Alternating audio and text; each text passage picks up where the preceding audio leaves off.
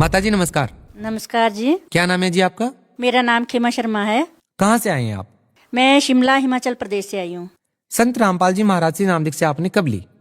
मैंने संत रामपाल जी महाराज जी से दीक्षा 2014 में अक्टूबर माह में ली थी। संत रामपाल जी महाराज से नाम दीक्षा लेने से पहले आप क्या भक्ति करते थे?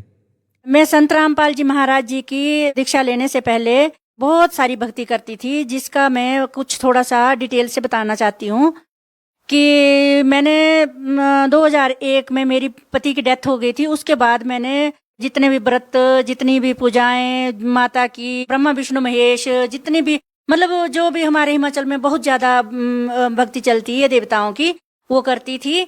और उसके बाद मैंने 4 धाम की यात्रा भी की, गुरु भी बनाए, जैसे स्वरूपानंद सरस्वती जी महाराज तक मैं गुरु बनाते पहुंच गई थी।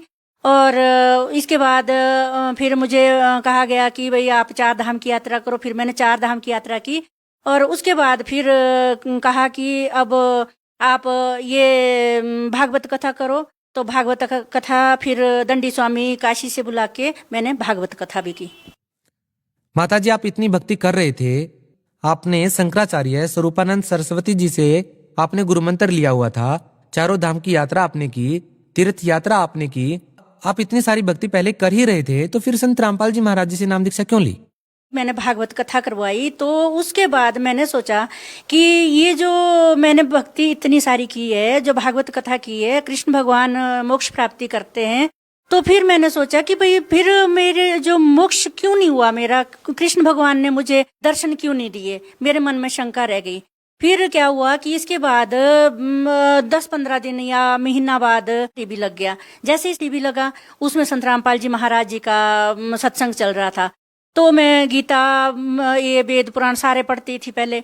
तो उससे मुझे देर नहीं लगी समझने, जैसे उंगली पर ऐसे दिखा रहे थे पुराणों में, गुरुजी उंगली लगा के दिखा रहे थे। तो फिर मुझे देर नहीं लगी, मैंने रामपाल जी महाराज से दीक्षा ली। देखिए माताजी, जो भी संत रामपाल जी महाराज से जुड़ता है उसको कोई ना कोई लाभ जरूर होता है। और जो भी लोग संत रामपाल जी महाराज से जुड़ते हैं उनका पहले का अनुभव ये रहा है कि वो किसी न किसी बीमारी से ग्रस्त या नशे से ग्रस्त होते थे। और बहुत से ऐसे लोग भी हमें मिले जिन्हें भूत प्रेत की बाधाएं थी, जिसके कारण वो खोजते खोजते संत रामपाल जी महाराज के पास आते हैं और उनसे नाम दीक्षा ले लेते हैं। आपको संत रामपाल जी महाराज जी की शरण में आने से पहले कोई समस्या थी? हाँ जी, समस्या तो बहुत सारी थी, पर मुझे ये पता नहीं था कि ये समस्या, यही चलता था कि भाई ये चली आई है प्रथा, तो यही था। मुझे ये पता नहीं था कि भाई किसी संत से दीक्षा लेने के बाद ये सारी समस्या हल भी हो सकती। आपका मानना था कि कर्मफल तो भोगने ही पड़ते हैं। संत रामपाल जी महाराज जी की शरण में आने से पहले मैं यही सोचती थी कि कर्मों का फल काटने से ही मिलता है, और बाकी मुझे ये पता नहीं था कि किसी संत से दीक्षा लेने के बाद ऐसे पाप भी कट जाते हैं, ये कोई भी पता नहीं था मुझे। अच्छा, हम आपसे ये जानना चाहते हैं कि संत रामपाल जी महाराज से नाम दीक्षा लेने के बाद आपको क्या क्या लाभ मिले? संत रामपाल जी महाराज जी से दीक्षा लेने के बाद मुझे इतने लाभ हुए हैं कि पूछो ही ना, बहुत लंबी लिस्ट बन जाएगी, पर मैं थोड़े बताती हूँ। मेरे जिस खेत में कुछ भी नहीं होता था, उस खेत में मेरे कुछ साल के बाद ही ग्रीन हाउस लगा दिया, जो कि अब जैसे सर्दियों में 200 रुपए बंच भी 20 फूलों का जाता है। जिस खेत में कुछ भी नहीं, 20 किलो बीज के 10 किलो भी वापस नहीं आता था। दूसरे फिर मेरी शारीरिक कष्ट था, वो भी ठीक हो गया। क्या शारीरिक कष्ट था? शारीरिक कष्ट था ऐसे भाई, आधा जो इस साइड का मेरा शरीर है, इसमें पूरे में दर्द रहती थी। तो फिर मैंने दिखाया, हॉस्पिटल में दिखाया, तो वहां पे बोला जी हार्ट बढ़ गया आपका। फिर IGMC शिमला में गई, फिर वहां से दमा, वो बोलते सांस की प्रॉब्लम, फिर उन्होंने सांस की दवाई दी, 1 महीना वो भी खाई। कैसे ठीक हुए आप? ये तो सिर पे हाथ रखा गुरुजी ने, वैसे तुरंत मुझे ये पता नहीं लगा कि मेरी पीड़ा कैसे खत्म होगी। तो मैं जैसे कपबोर्ड से ऊपर से कपड़े उतार रही थी और वो कुर्सी पर चढ़ी थी, वो कुर्सी पीछे हट के गिर गई और मैं जैसे धड़ाम करके नीचे गिर गई।